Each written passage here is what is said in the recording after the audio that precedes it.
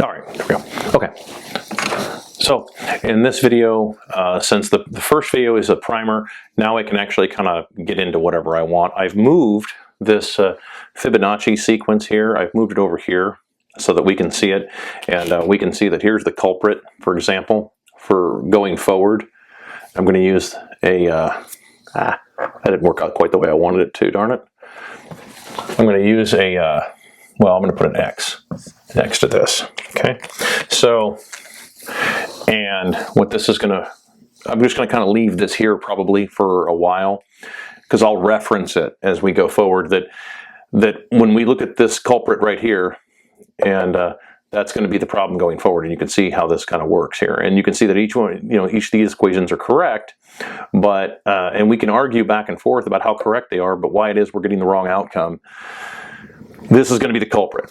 But before I go into all this, I'm going to actually skewer a couple of other things. I want to be a little more controversial about this. So I'm going to start with something I've been seeing pop up all over the internet. There's this big thing going on, and I'm going to address this because it's, frankly, it's annoying.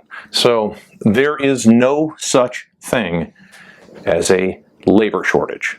That is not a thing. It has never been a thing throughout all of human history. There is no such thing as not enough labor.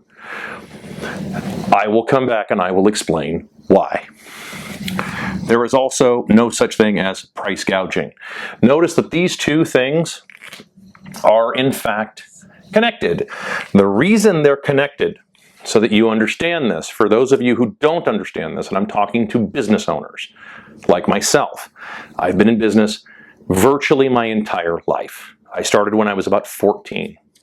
And I have not looked back since. I've been an entrepreneur virtually my entire existence, and I will tell you, as an entrepreneur, as a businessman, as someone who has made money, lost money, you name it, I've done it all. As it pertains to that, there is no such thing as a labor shortage. What there is a lack of incentive. So,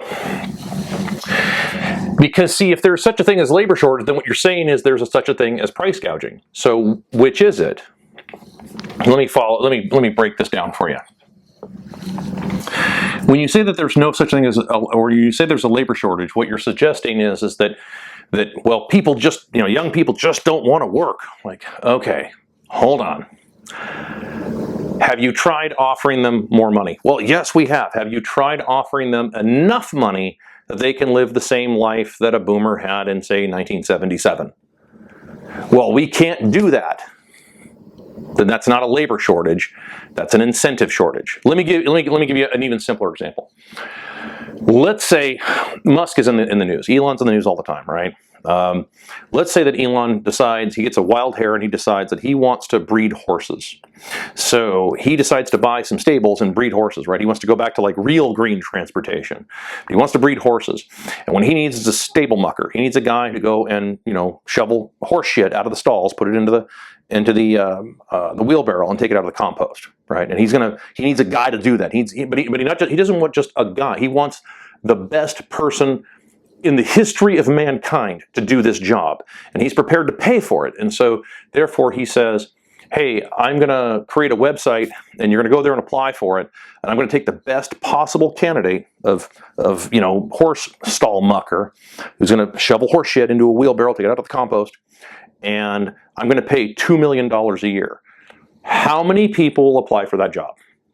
Virtually planet Earth will apply for that job. He wouldn't live long enough to go through all the resumes. He would be experiencing something called a labor surplus. Now that does exist, because then all of a sudden there's more people than there are jobs, right? You know, so now there's this one job, but it pays a lot, and so people are very interested, right? Now you could say, like, well, that's ridiculous. Like, no, it's interesting. Let me explain the difference here. Two men are on a couch. They're both watching a football game. One guy says, I think the Sea Chickens are going to beat the Ravens. The other guy says, no, you're on crack. The Ravens are going to beat the Sea Chickens. The Sea Chickens don't have a chance. So all of a sudden one of them says, let's make it what? Interesting. Let's make it interesting. In other words, we're going to add some money or something that has value to it. That's the difference. So is there any question in your mind that if you have a business and you say, hey, I need to find employees, Have you tried offering $2 million a year salaries? No. Okay. Well, and of course, right? That's absurd, right? It is. I'm not telling you to do this. I'm saying, is there any doubt in your mind that you would find the most competent people in the world if you offered that? There should be no question. You will find the most competent people they will come from all out of the woodwork to do that job, and they'll do it better than anybody else could ever even dream of doing it. Well, but my business model, I can't afford to pay the fry cook $2 million a year. Of course not. Of course not. I didn't say that. But what happens is that if you want a free market, this is the tricky one, because free markets, everybody wants a free market until it goes against them. Then all of a sudden they don't want a free market. Then they want communism. They want someone to bail them out, because they don't want a free market. Because if they had a free market and they wanted to keep a free market, well, then all of a sudden when it goes against them, they're like, uh-oh, yeah, that's what happens. Okay, so if this is just your straight buy and sell, right? You've got X, Y, Z stock, and the bid is $4. Okay, the ask, okay, is $300, right? Okay, somewhere in the middle here is where the buyers and sellers are going to have to figure it out where they want to be. And when it comes to labor, okay, if you want to have the most competent people doing the job, then what you're going to have to do is you're going to have to bring the amount of compensation up to draw those people away from other industries, because your competent people are going to go wherever they want to go. Okay, so what you're saying is that if you're saying that there's no such thing, or that there's a labor shortage, what you're saying is that people are wanting too much money for their labor. That's not how it works. So, well, but our business model doesn't allow for that. That's a failed business model. I'm just going to tell you right now. You don't think I haven't closed down businesses that aren't profitable? Of course I have. I've done it several times. If I have an enterprise that's not profitable, I close it. I'm not going to stay there and languish. I'm not going to torture myself to death. I'm going to close it down, because it doesn't work. The business model itself doesn't work. If your business model continually or perpetually needs to have ever cheaper labor relative to what you're seeing out in the marketplace in terms of lifestyle, tradable lifestyle, then your business model is going to ultimately fail. Unless you can produce enough children to work there, for free, like a family. Unless you can do that, which is, by the way, that's why people had lots of kids in the old days, is because they needed really cheap labor. And by the way, I'm not even judging that. I'm saying that's how it is technically. Okay, so but if you can't find really good labor, well, then you need to ask yourself, does my business model even work anymore?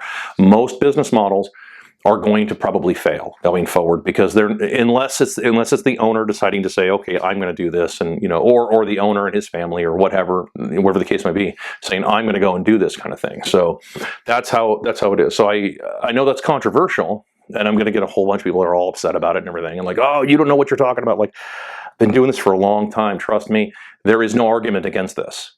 I just gave you an actual scientific explanation. If you don't believe me, you could actually do the science yourself.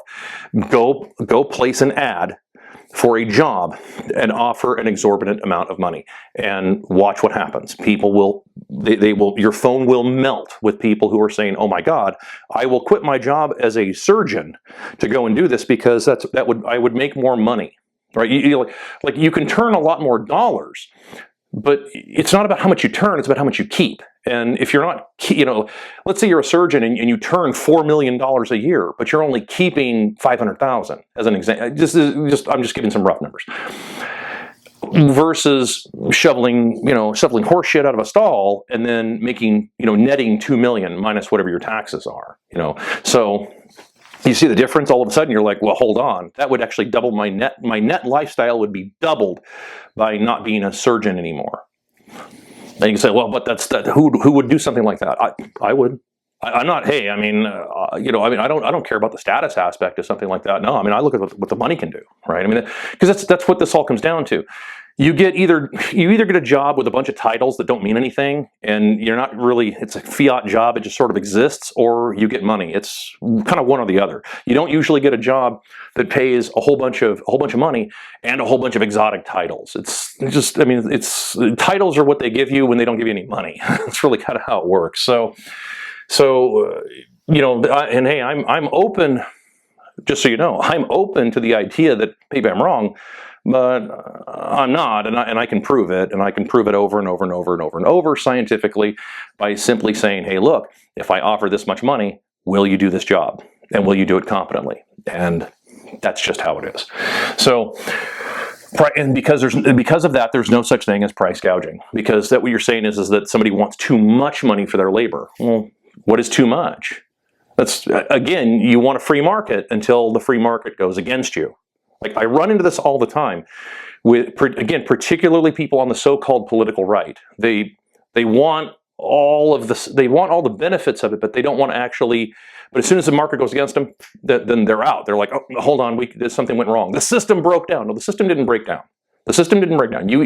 What happened? Well, technically, the system broke down here. That's where the system actually broke down, way, way back in history. Like thousands of years ago. That's where it broke down. This is all the aftermath of that. So, like I said, this is where everybody argues back and forth here. Like, well, this is right, and everything. Like, that's where it all comes from. So, and we'll approach that as we go on. This actually ties into, you can flood any market. Now, I do mean any market. You can flood any market. I'll give you an example of this. I just did this to my the lady who cuts my hair. She came from Cambodia, and she was there during Khmer Rouge. So she was there as a little kid, burying half of her village. True story, by the way. As a little kid, because the communists come in and wiped everybody out. And I don't know how she can tell the story. I mean, it's hard for me to hear the story, let alone for her to tell the story. So it's amazing to me. But she tells me the story. And, and hearing all this, it's like, I give her the example when we were talking about hairstyle. I said, she was trying to understand the idea of flooding a market. I said, well, think about it. Let's say you had a community of 500 people. Just, I don't know, like a small town, 500 people, like a really small town. And there's one hair salon in that, or barber in that entire 500 people. Well, you're going to be fairly busy, right? You're going to be fairly busy. You're going to have something to do all the time. You're pretty much going to be, 9 to 5, Monday through Friday. And you're going to be pretty well stocked up for all your customers. Now, all of a sudden, let's change it. And let's say that same community had 250 hairstylists or barbers in a community of 500. Well, all of a sudden, no one's going to make any money.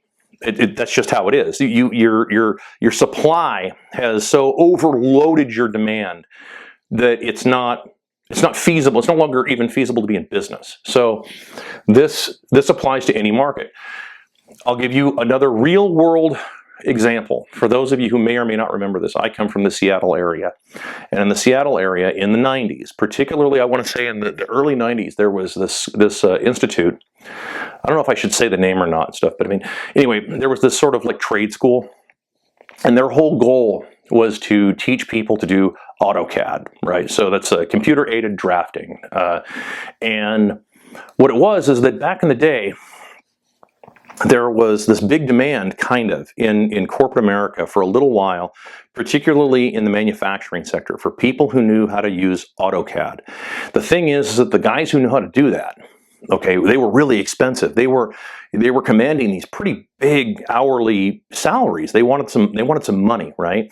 So they were getting, $35, $40 an hour. Now, back then, that was actually pretty good money. You could buy a house, you could have a family, you could actually, live a pretty decent life on that kind of money, because it paid well. And remember, that's 30 years of inflation ago. So, or 25 years of inflation ago, something like that. Anyway, what would happen is that they advertise to everybody, hey, come to our institute. We're going to teach you how to do AutoCAD, and you'll have a degree in 18 months, and on and on and on. And what happened was thousands of people, really thousands of people, flooded into these schools.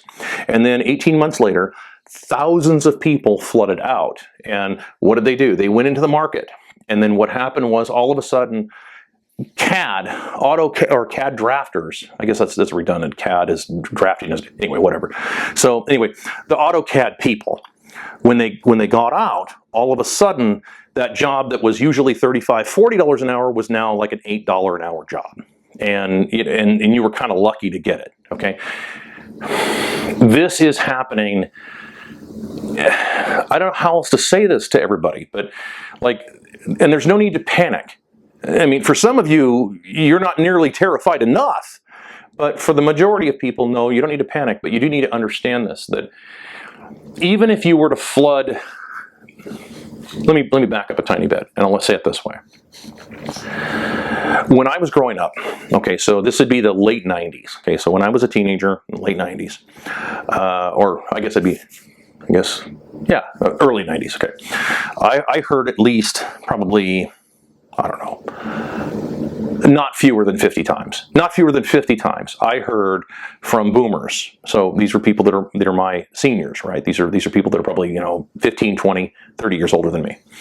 Not fewer than 50 times did I hear from boomers, man, Axel, just go to college, get a degree in anything, and a company will hire you, and your life's going to be awesome. You'll be on Easy Street, you'll drive Porsches and everything. You'll have these big, beautiful houses and all. I heard all that stuff, and not only did I hear that, every Gen Xer, every Gen Xer, and every younger Xer like myself, that they can all tell the exact same story of being told when they're younger, when they're like 15, 16, oh, dude, just get a degree in anything.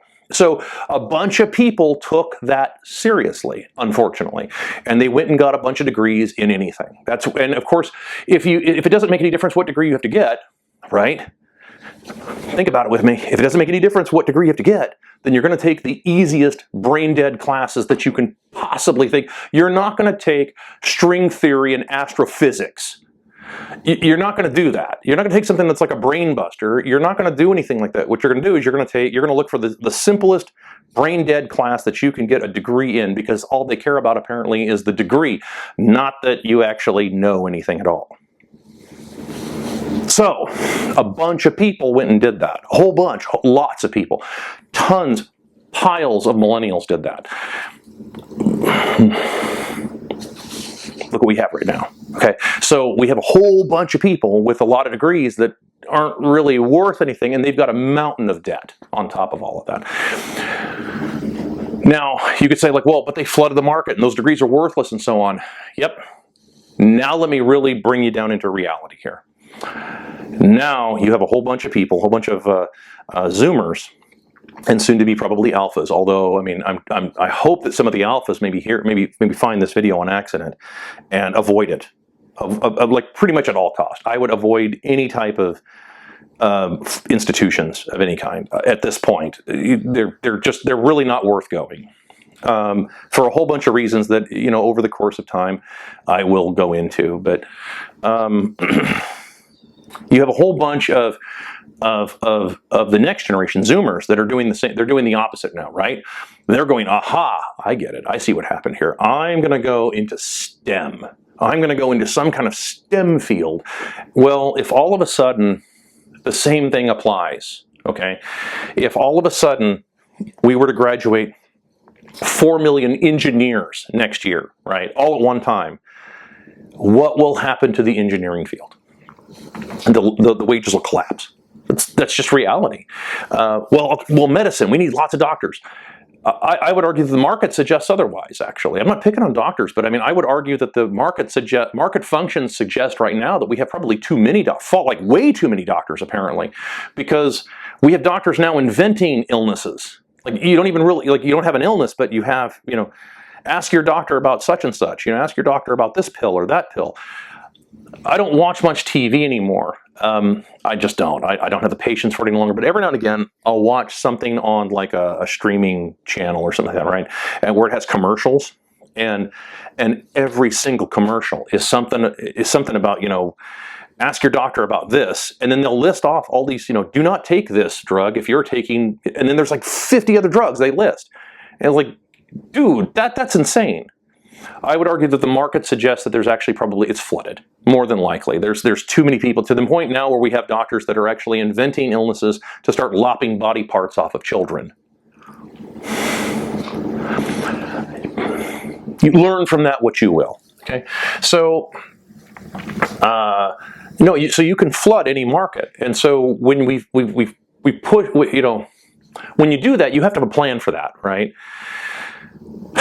It's sort of like maxing out, right? So if there's not a lot of things to do, and you're like, okay, well, what field is this? And then so all of a sudden everybody runs into that field, and then that field gets flooded, and then everybody runs into a different field, and that field gets flooded. What that does is that creates a boom and a bust. Okay, this is where, and this is that whole Keynesian lie where Keynes comes in and says, well, we don't need to have a boom and a bust. We could just have like this constant up, everything just constantly up all the time. That doesn't work either, because eventually the currency becomes completely worthless, like the US dollar is currently. I would argue that it died in 2008, officially dead in 2008. Everything else is inertia, for reasons that I will go into in other videos. But as a result of that, that's why you're seeing all of this, what you're seeing now. You're seeing wages effectively flat. Nobody can really, all of the markets are just, they don't work anymore. And it's because, well, going back here, there was a big mistake made. And so with that said, all of these things come into play. And so am I criticizing what your life choices are now? No, I'm not criticizing anything. I want you to understand that from a market standpoint, eventually what happens is that you can flood a market. When you flood it, you max it out. What happens when you max anything out? You got to have a plan for what to do when you max it out. Let me give you an example. Eventually, let's say that you want to be rich. Your whole goal is to be super duper rich, right? So you decide you want to become super duper rich. So you find some way. What happens is eventually, or you win a lottery or whatever it is, okay? So what happens is that beds only get so big and soft. Cars only ride so nice. Houses only get so beautiful. Women only get so good looking, right? At a certain point, you max out. Like another $1 million a year isn't going to affect your lifestyle. Like what is it that for example, I'll use Elon again. What is it that Elon can do now that he couldn't do 10 years ago in the practical day-to-day sense? I'm not talking about like buying Twitter. No, I'm not talking about that. I'm talking about in the practical day-to-day on the ground sense. What is it that he can do now that he couldn't do 10, 15, even 20 years ago? Well, nothing. At a certain point, you max out. And you have to have a plan for that. You have to have a plan for when you max out. And if you don't have a plan for that, then you'll just become a nihilistic douche. Like that's when we have a lot of people right now, they're nihilistic douches because they didn't have a plan. They kind of maxed out. And so with that said, when markets start to flood, and we're seeing that more and more and more, and it's because there's lack of creativity, and there's other market factors that I'll go into probably actually in the next video. I'll go into the whole real estate thing because that's really the next little jog that I kind of have to take, because I'm seeing how annoying this stuff is with the way that real estate is being treated. So I'll go into that in the next video, and I'll make everybody angry then. So, but suffice it to say, to tie off this little short video here, there is no such thing as a labor shortage. So please stop telling people there's a labor shortage. There is no such thing. If you think that there's a labor shortage, just start offering more money, and you will find. It's because, by the way, so you know why all those problems are happening. It's because the currency isn't worth anything. The money isn't worth anything. It's not. It's falling apart. Look at how much time I got. Yeah. Look at, for example. Here's a great example. This is a perfect example, actually.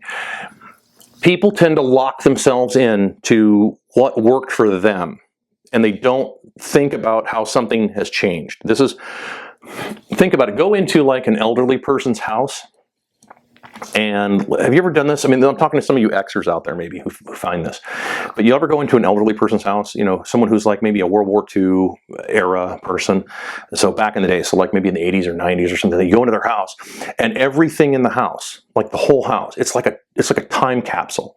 Everything in there is like vintage 1965. I mean, like the whole house, like the furniture, the drapes, the duck wall, the wallpaper, like all of it. It's like, whoa, dude! Like it's like walking into a time capsule.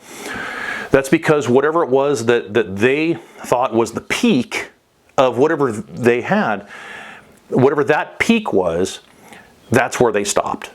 That's where they got to and said, "Oh, this is perfect right here." Right? Like let's not change anything. We want to stop right here. So they do. This happens to more people than you realize. They kind of get to one point and they say, man, what do you mean? $15 an hour, that's a lot of money. Like, that was a lot of money in 1987. And that's not a lot of money now. Yeah. So that's how it works. Like, and by the way, I'm not an advocate necessarily just before you guys get all haywire on this. I'm not even necessarily an advocate for a minimum wage. I think in principle it's a bad idea. However, because we have a free-floating fiat garbage nonsense currency that's just a bunch of monopoly money, well then, no, minimum wage should just be actually, you could probably peg the number of minimum wage to the number of illegals crossing the border. How about this? How about for every 100 illegals that cross the border, the minimum wage goes up a penny? That means that in 2 years from now, the amount of money that you'd be making per hour would be $557 an hour, or something like that. So, because that's how you would want to peg something like that. You know, you'd find something and then pin it to that. That way, you can't have your spending power destroyed. We'll go on to spending power in the next section. Till then.